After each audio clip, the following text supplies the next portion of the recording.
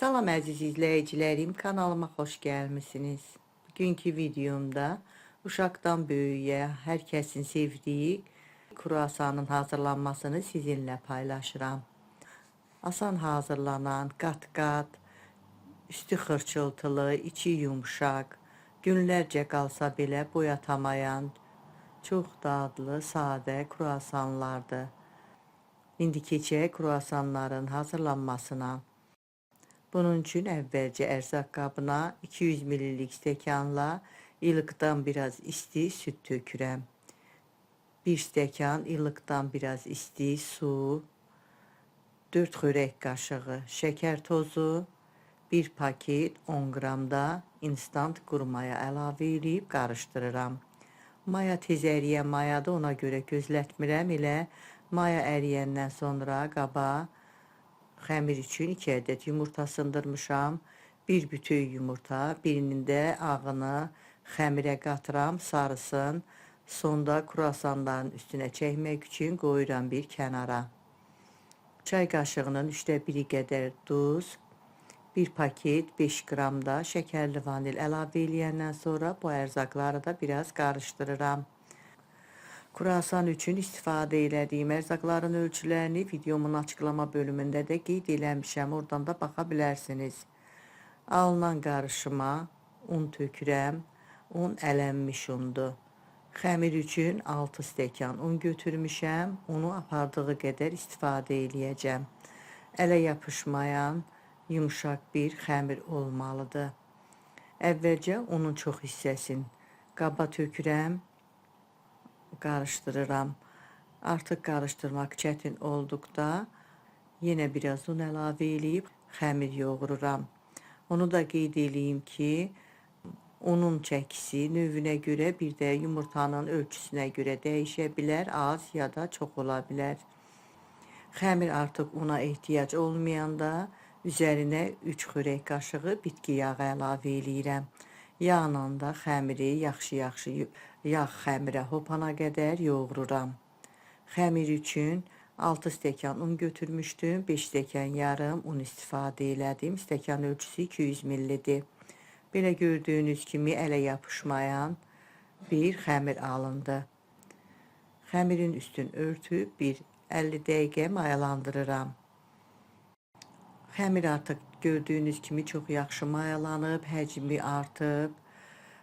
Havasını çıxardıram. Xəmiri elə qabın içində biraz yoğururam. Havası çıxır. Bişəndən sonra mayanın qoxusu gəlməsin deyə qabın içində də xəmir biraz yoğurub bir yerə yığıram. Xəmirə uzun sov şəkil verib un səpdiyim dəzgahın üstünə qoyuram. Üstünə də biraz un səpəndən sonra xəmir kəsəndən əvvəlcə 2 yerə bölürəm. Kəsdiyim xəmir parçalarını da videoda göstərdiyim kimi hər birini belə gözə yarı 5 yerə bölürəm.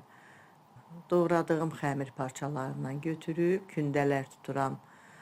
Kündələrin hamısının ölçüsü eyni olsun deyə iri doğradığım xəmir parçalarından kəsib o birilərinin üstünə qoyub hamısını eyni ölçüdə kündələr tuturam. Hazır kündələri üstün örtü bir 15 dəqiqədə kündələrin düşməsini gözləyirəm. Kruasanı hazırlamaq üçün qat-qat xəmir hazırlayıram. Bunun üçün hazır kündələrdən götürürəm. Altın üstün unlayandan sonra yayıb yayma açıram. İri bir boşqab ölçüsündə təxminən diametri 20-21 sm olan boşqab ölçüsündə dairəvi şəkildə yaymalar yayıb açıram. Kündələrin hamısını bir-birinin ardınca arada un səpib kündələrin hamısını eyni ölçüdə yayıb üst-üstə yığıram. Bu qaydada yaymaları hazırlayıram, sonra keçirəm yağlama işinə. Yaymaların üstünə çəkmək üçün 200 qram kərə yağı götürmüşəm. İstəyə görə kərə yağını margarinlə də əvəz eləmək olar. Yağı 2-3 saat öncədən soyuducudan çıxartmaq lazımdır. Belə qalıb yumuşaq olmalıdır. Əgər bərk olarsa, onda yaymağın üstünə çəkmək çətin olur. Yumuşaq olanda daha rahatlıkla çəkmək olur. Yaymalardan biri iri bir boş qabın içinə qoymuşam. Alt hissəsinə biraz un səpmişəm. Yumşalmış kərə yağından yaymanın üstünə çəkirəm. 10 ədəd yaymadır. Yaymaların hamısı bitənə qədər üst-üstə yığıb arasına yağ çəkirəm. 200 qram yağ götürmüşəm. Yağı apardığı qədər istifadə eləyəcəm. Bu artıq 9-cu yaymadır. 9-cu yaymanın üstünə də yenə yağ çəkirəm. 10-cu yaymanı qoyuram, əlimlə çəkib düzəldirəm.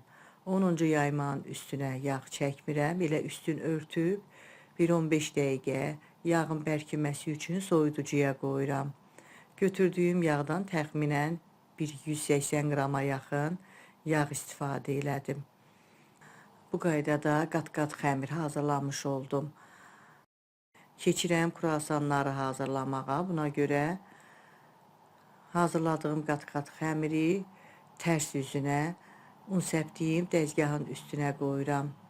Əlimlə biraz üstündən sıxaraq genişləndirirəm. Biraz da üstünə un səpirəm. Ara sıra tərs çevirirəm.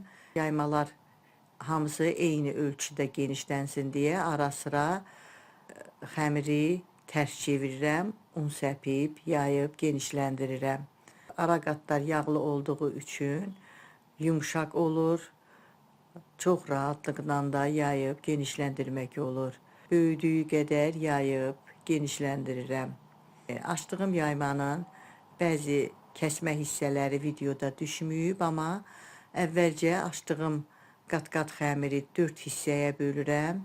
Sonra kəsdiyim hissələri belə videoda göstərdiyim kimi xırda parçalara ayırıram. Bu qaydada xəmiri doğrayıram. Doğrayandan sonra keçirəm kruasanları hazırlanmağa.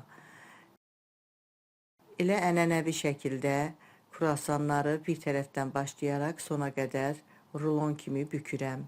Mən kruasanları sadə hazırladım, içliksiz, amma qat-qat xəmiri bu qaydada hazırlayandan sonra öz zövqünüzə görə arasına doğranmış plitka şokolad, damla şokolad, bişmiş qatlaşmış süd, şokolad yağı, əlinizin altında nə varsa o içlikdən qoyub belə gözəl kruasanlar hazırlaya bilərsiniz. Mən bu dəfəki reseptdə sadə hazırladım.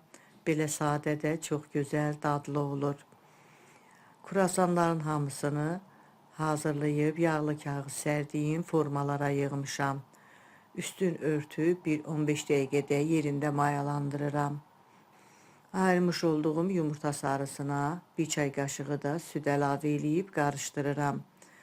Yumurtalı qarışımdan kruasanların üstünə çəkirəm. Hamısına yaxşı-yaxşı yumurta sarısı çəkəndən sonra öncədən qızdırdığım 190 dərəcəlik sobada 20-25 dəqiqə üstü qızarana kimi bişirirəm. Hazırladığım kruasanların hamısı bişib, sobadan çıxartmışam. Çox yaxşı qabarıb, üstü qızarıb, çox gözəl kruasanlar alınıb. Yoğurduğum xəmirdən tam 25 ədəd kruasan alındı. Çox asan bir reseptdir. İlk hazırlayan xanımlar belə bu reseptlə çox asanlıqla ailələri üçün istər sadə, istər içlikli kruasan hazırlaya bilər. Üstü xırçıltılı, qat-qat, içi yumuşaq, çox dadlı kruasanlar alınıb. Zövqə görə soğuyandan sonra şirin sevənlər üzərinə şəkər pudrası da səpər. Çox asan bir kruasan reseptidir, çox yaxşı da alınır. Günlərcə qalsa belə boyatamır, ertəsi günü daha da dadlı olur. Siz də hazırlayın, əminəm çox xoşunuza gələcək.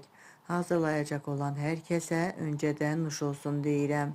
Əgər bu videomda sizin üçün faydalı oldusa, izlədikdən sonra bəyənməyi, dostlarınızla paylaşmağı, şərh bölümündə öz fikirlərinizi mənimlə bölüşməyi unutmayın. Sağ olun, yeni videolarda görüşənədək.